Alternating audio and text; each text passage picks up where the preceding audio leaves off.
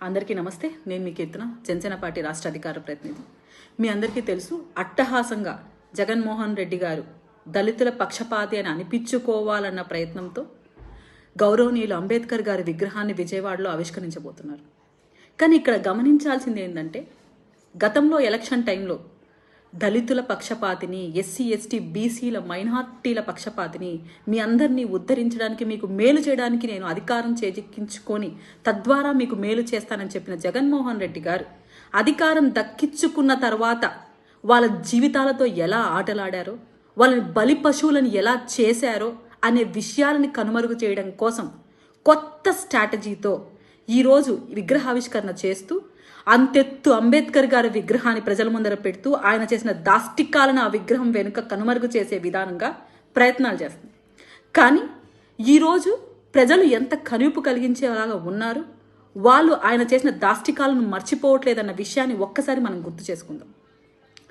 ఒక్కొక్క మహిళ ఈరోజు బలైపోతూ ఉంటే, రాష్ట్రంలో మిస్ అయిపోతూ ఉంటే, తన క్యాడర్ చేత అన్యాయంగా ఇబ్బందులు పడుతూ అఘాయిత్యాలకు గురైపోతూ, దాంట్లో అత్యధిక శాతం మహిళలు దళితులై ఏటేటా వాళ్ళ శాతం పెరిగిపోతూ 40% పైగా అఘాయిత్యాలు జరుగుతూ రాష్ట్రాలన్నింటిలో కల్లా ఏపీనే ముందంజలో ఉంది క్రైమ్లో అని చెప్తూ ఉన్న, నిమ్మకు నీరెత్తినట్టు ఉండి అరాకొరా జరుగుతుంటే ఆగిత్యం చెయ్యాలా అనే మహిళా మంత్రులు, మహిళా హోమ్ మినిస్టర్లని తన కంచుకోటలో పెట్టుకొని వాళ్ళ చేత వాగిస్తూ తను కూడా నోరు జారే ఆ మాట అని ఈరోజు మహిళా పక్షపాతిగా, దళితుల పక్షపాతిగా ఏ విధమైన న్యాయం చేశాడో జగన్మోహన్ రెడ్డి గారు చెప్పాలి.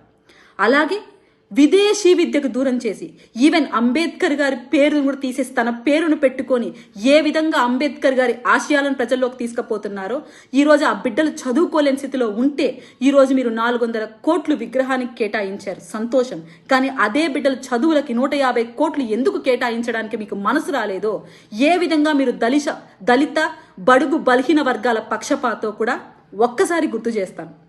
మరొక విషయం, అనంతబాబు అనే వ్యక్తి సాక్షాత్తు నేనే ఆ వ్యక్తిని హత్య చేశాను, డోర్ డెలివరీ చేశానని ఒప్పుకుంటే, అటువంటి వ్యక్తికి శాలువాలు కప్పి నీ క్యాడర్లో పెట్టుకున్న వ్యక్తివి నువ్వు ఎలా దళిత పక్షపాతి అవుతావు?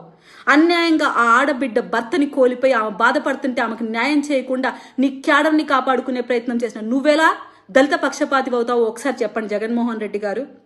మరొక విషయం, న్యాయంగా ప్రభుత్వం చేయాల్సిన వ్యవస్థలను సరిగ్గా పనిచేయనిచ్చుకుంటే మాస్కులు అందుబాటులో లేవు, ప్రాణాలతో చెలగాటం ఆడుతున్నారని ఒక డాక్టర్ సుధాకర్ అనే వ్యక్తి వాపోతే ఆయన్ని పిచ్చోడి కింద ముద్ర వేసి రోడ్డు మీద ఈడ్చిచ్చి కొట్టిన దాఖలాలు మేము మర్చిపోలేదు అనుకుంటున్నారా? ఎస్టీ ఎస్సీల పైన ఎస్సీ అట్రాసిటీ కేసులు పెట్టి వాళ్ళని ఇబ్బంది పెట్టిన ప్రభుత్వం మీరు కాదా? ఈరోజు సాక్షాత్తు మీ ప్రభుత్వం నిలబడడానికి ఏకైక కారణమైన వ్యక్తులు బడుగు బలహీన వర్గాలు.